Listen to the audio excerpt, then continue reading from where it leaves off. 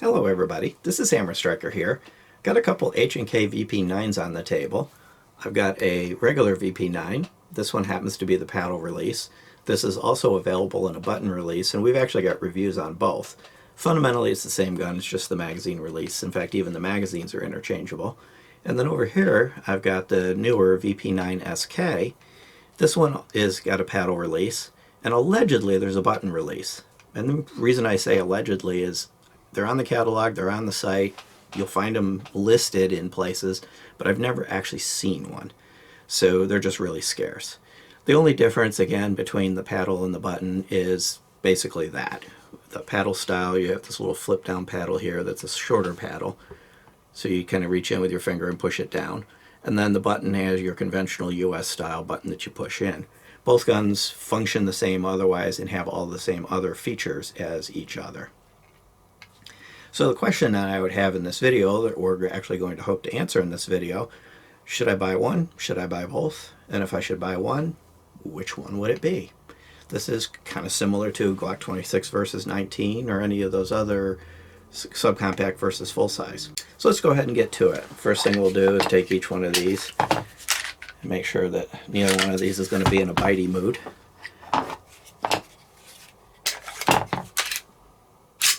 So the biggest advantage to the paddle release in general, we'll just talk about that since both of these are the paddle, is most paddles are by default ambidextrous. You don't need to reverse anything or do anything else.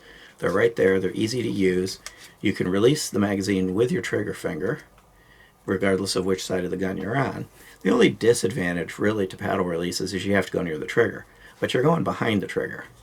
You're not going in front of the trigger, so it is safe. And it's different. It's not what most people are used to. Beyond that, if you try out the paddle release, they're easy to use, you might find you like them. If not, you can buy the button release of either one of these. This one actually readily available, and this one, if you find the button release, you're probably going to find unicorn horn at the same place because they're not out there. From a dimension standpoint, that is one of the big differences between them. You have the subcompact versus the standard one. You'll see that there's 3 Picatinny rail slots on the subcompact, but it still has them. And a lot of guns, manufacturers, you lose the Picatinny rail on the subcompact, so you're not losing it on the SK. And there's 4 slots on the full-size one, or the regular one. The key to it is, really all you need is 1 slot. Because of Glock, everybody in the aftermarket has adapted to that single slot on Glocks and figured out ways to make their things work. So pretty much if you have 1 slot, you've got a Picatinny rail, and most anything you want to put on it's going to work. So you do have that flexibility. These have both been well constructed and really worked, but I will call out one exception. The SK worked from day one. Not a flaw, not a problem. The larger one had a very, very short, kind of a couple mag break-in period, where it misbehaved a little bit in the very beginning, and then it smoothed out and has worked flawlessly ever since. That's kind of unusual. Usually it goes the other way. Usually the regular size one works, and the subcompact, because of the tighter tolerances and springs, is a little ornery. But once I got past that, both of them have worked fine. So while I've got them in this position, let's just talk about the dimensional differences. The regular one is 7.34 inches front to back, and the SK is 6.61, so roughly a 3/4 inch difference. And from a height perspective, set them side by side, the regular one is 5.41 tall, and the other one is 4.57 tall. So they're not massively different. Both of the dimensional differences are under 1 inch. The height difference is closer to 1 inch between the two of them. But there's going to be the difference. You would pick one or the other for concealed carry. You're going to have an easier time hiding this. And there's probably a slightly larger variety of positions you can conceal this than this one. Possibly even in a pocket with the SK, whereas that kind of be out of the question for the regular size one. So overall, that's kind of one of the driving differences. From a weight perspective, it's 2.5 ounce difference. 23.56 for the full, I'm sorry, 25.56 for the regular one, and 23.07 for the SK. So you do shed a little bit of weight. You also shed some capacity.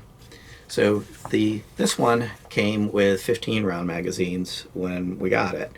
They're shipping this same gun now with 17 round magazines. The SK has 10 round flush mag, so grab the flush mag, grab the correct mag. So it has a 10 round flush mag, So it's 5 or 7, depending on which generation you get, rounds difference in capacity.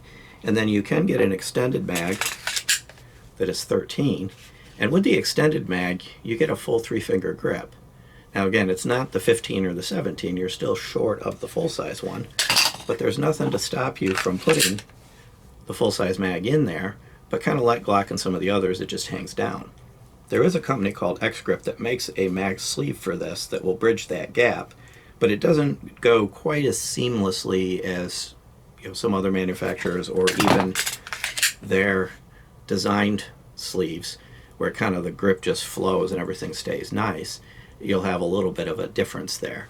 The X-Grips do make nice grips, but they don't mold as closely to the grips of the gun as the manufacturer's ones do. One thing that I want to point out that you don't lose, that's actually quite important, because a lot of manufacturers, you lose this when you go to the small, is the grips.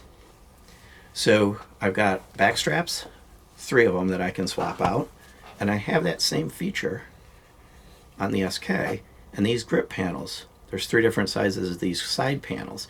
So basically you take the grip off, and it works the same on both guns. You drive out this pin, take the grip off, and you can slide these side panels off. And you can mix and match it in any combination you want.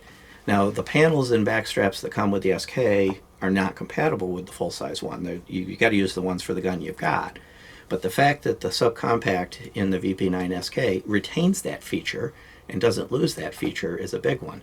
And this really lets you customize not only where the hump lies, the front to back, as well as the side grips, and you don't even have to do them evenly.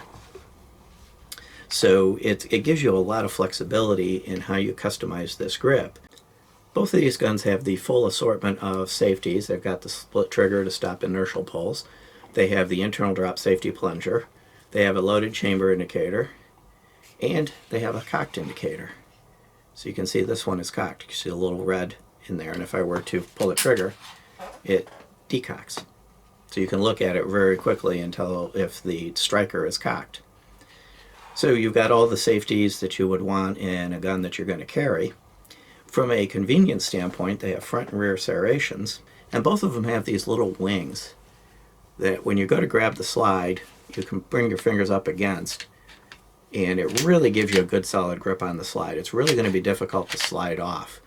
The wings are a little different on the SK. They're a little bit thicker and kind of beveled with a little bit of texture on here. On the regular one, they're a little bit flatter. They work just as well, either one. So if I grip it loose enough that my fingers slide, they're still going to hit those wings and hang up and give me a good grip on it. So you've got a lot of flexibility. And one thing I also didn't mention is the Ambidextrous slide stop slide release. It's on both sides and it does work. Some guns have kind of flimsy metal for the other one, so one works really well and the other kind of not so much. This one works whichever side you use. And in both guns, all the controls are rounded and blended. So from a concealed carry perspective, they're not going to hang up on the holster, they're not going to kind of bite into you, and they're not going to hang up during the draw. So you've got a lot of ergonomics on these. And probably the other thing that's not different, which is a good not difference, is the sights. Both of these are available with 3-dot night sights, which is what these guns both have. And you'll notice that not only are there night sights, which you can't really tell that under the studio lighting, but they've got a white ring around them.